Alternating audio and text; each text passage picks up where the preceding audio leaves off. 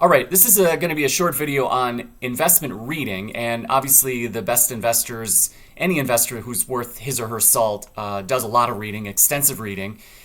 In this video, I want to talk about reading investment books that talk about investing processes, but reading those books outside of the cycle for which they were written. Okay. What I want to basically, I want to get at kind of a thought experiment about what drives somebody to, first of all, work on a process, publish a book on that process, and then release that sort of investment process out to the world.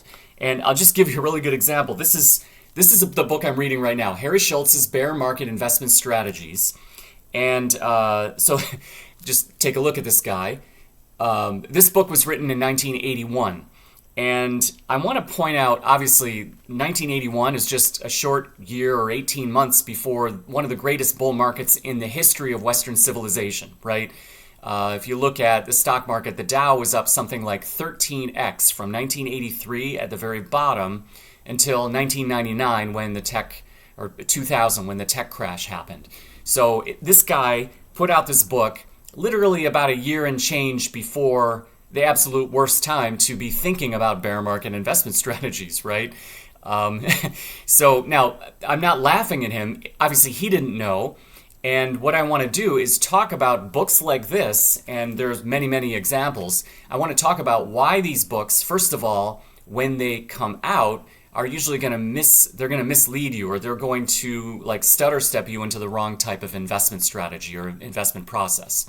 Okay, so you think about, like, let's say there's some guy that's working on an investment process, and over the years he tweaks it, works on it, and he has some number of years, let's say, or some period of time of good results such that he believes his process is worth talking about, right? So you think about that. That has to take time, right? There's time to develop the process or the strategy and then have it show itself to be a good strategy over some period of years. And then the process of writing the book has to happen, right? It can take a year or a few years sometimes to write a good book about investing.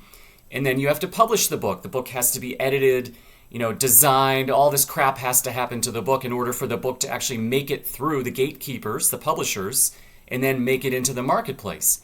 And then there's yet more time before that book, while it's in the marketplace, eventually that book will reach you, right? And if that book is very, very popular, it's going to probably be sort of circularly, if you think about it, it's going to reflect the investing zeitgeist as well. It's going to be reflective of a process that is going to be popular because that's the type of thing that investors are looking for, if you get what I'm saying. So another good example is the book The Guerrilla Game, and I wrote a book review about this on my book review website. Basically, it was an investment strategy that dealt with finding the best technology companies and trying to find the 800-pound gorilla in an industry as that industry sort of consolidated.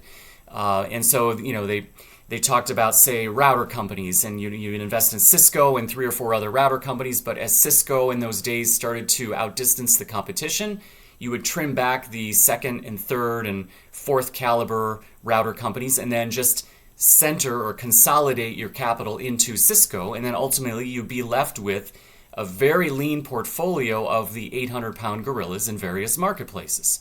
Well, so this book, The Guerrilla Game, it's just like this guy's book. It came out in late 1999, exactly the wrong time to be investing in these companies. In fact, I did the math on what your returns would be if you follow their strategy, and you would have been still negative even something like 8 or 9 years later. So, like, in other words, the tech crash was a terrible decline in many of these 800-pound gorilla type companies, and you didn't get back to even for a very long time period.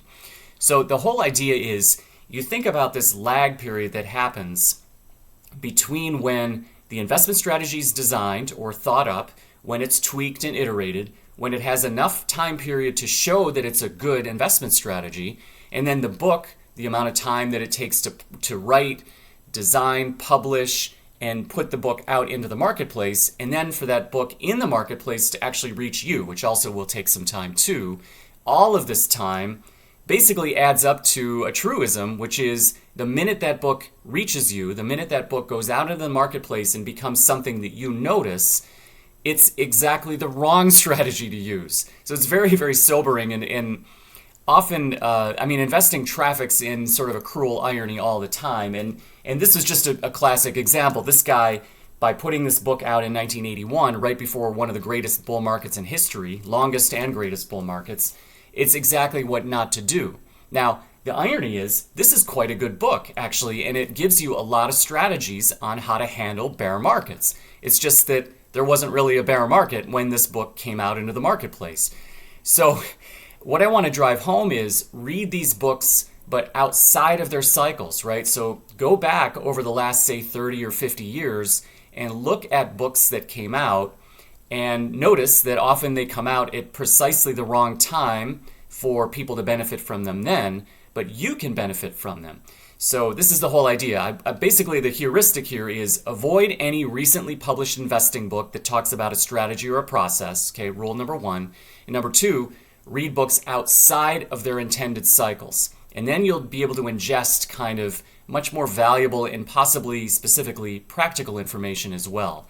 And then the bottom line is just there's a lot of irony in investing, a lot of very cruel, very humbling irony. And I guess keep that in mind too, right? Stay humble. Anyway, thank you for listening. And if you have any comments or questions, just leave them in the comment section below this video. Thanks so much.